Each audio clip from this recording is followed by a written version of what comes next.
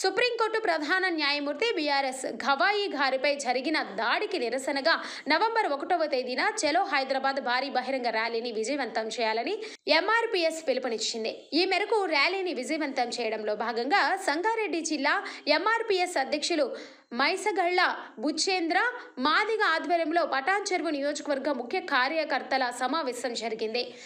MRPS రాష్ట్ర senior నాయకులు పొట్టొళ్ల వెంకటేశం మాదిగ ఈ సమావేశాన్ని నిర్వహించారు. నవంబర్ 1న హైదరాబాద్లో జరగబోయే ఈ లక్షలాది మందితో కూడిన నిరసన ర్యాలీని విజయవంతం చేయాలని సమావేశంలో నేతలు కార్యకర్తలకు దిశానిర్దేశం చేశారు.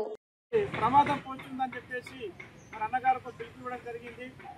అంతేకాకుండా అత్యున్నతమైనటువంటి రాజ్యాంగ పరిధిలో ఉన్నటువంటి సుప్రీంకోర్టు మరి రాజ్యాంగం పైన కూడా దాడి జరిగినట్టుగానే భావించాలి. కాబట్టి రాజ్యాంగాన్ని గౌరవిస్తున్నటువంటి ఈ రాష్ట్రంలో ఉండబడేటువంటి ఎస్సీ, ఎస్టీ, బీసీ, మైనార్టీలు కావచ్చు, అగ్రకుల పేదలు కావచ్చు, మరి వాళ్ళందరినీ సమీకరించి రేపు ప్రపంచం మొత్తం హైదరాబాద్ వైపు చూసే విధంగా మరి అన్నగారు పిలుపునివ్వడం జరిగింది.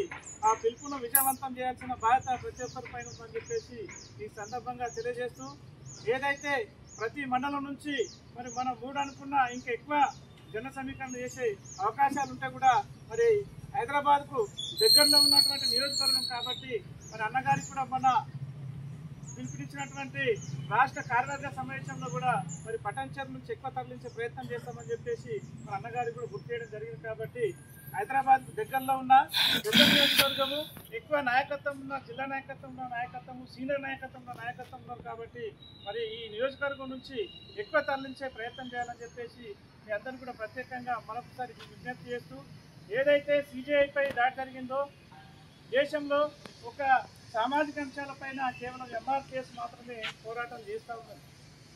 ఒకనాడు ఎస్సీ ఎస్టీ కేసు తీసేస్తుంటే ఎంఆర్పీఎస్ మరి ఎస్సీ ఎస్టీ సంఘాలను వేసుకొని మరి దక్షిణ ఉత్తర భారతదేశాన్ని మొత్తము ఒకవైపు నడిపించి మరి ఒక ఆయుధంగా ఉన్నటువంటి ఎస్సీ ఎస్టీ అట్రాసిటీ కేసును కాపాడుకోవడం జరిగింది యథావిధిగా. ఇప్పుడు సీజేఐపై దాడి జరిగితే కూడా మరి న్యాయ వ్యవస్థ పైన ఒక దళితుడు సీజే అయినందుకు మరి బూటు విరిచినటువంటి సందర్భం కనిపిస్తుంది. మరి దాన్ని కూడా ఖండించి అటువంటి మరి సంఘటనలు పునరావృతం కావాలంటే ప్రభుత్వాలు కూడా మరి అలర్ట్ కావాలంటే, అక్కడ ఉన్నటువంటి న్యాయ వ్యవస్థలు కూడా అలర్ట్ కావాలంటే మనం పోరాటం చేయాల్సింది. కాబట్టి ఎట్టి పరిస్థితుల్లో కూడా దళితులందరం కలిసి రేపు జరగబోయే చలో హైదరాబాద్కు అన్ని కుల సంఘాలను, దళిత సంఘాలను, విద్యార్థి సంఘాలను అందరినీ కలుపుకొని ఎస్సీ ఎస్టీ బీసీ మైనార్టీలను అందరినీ సమీకరణ చేసుకొని మరి పెద్ద ఎత్తున తరలించాల్సిన బాధ్యత ప్రతి ఒక్కరిపై ఉందని చెప్పేసి మరొకసారి విజ్ఞప్తి చేస్తూ, ఈ రేపు జరగబోయే చలో హైదరాబాద్ను తప్పకుండా ఈ నియోజకవర్గం నుంచి దాదాపు ఒక 15-20 బస్సుల వరకు మనం పెట్టగలుగుతామని చెప్పేసి మరొకసారి మీ అందరికీ కూడా ప్రత్యేకంగా ధన్యవాదాలు తెలుపుతూ, జై మాదిగ, జై మందకృష్ణ మాదిగ.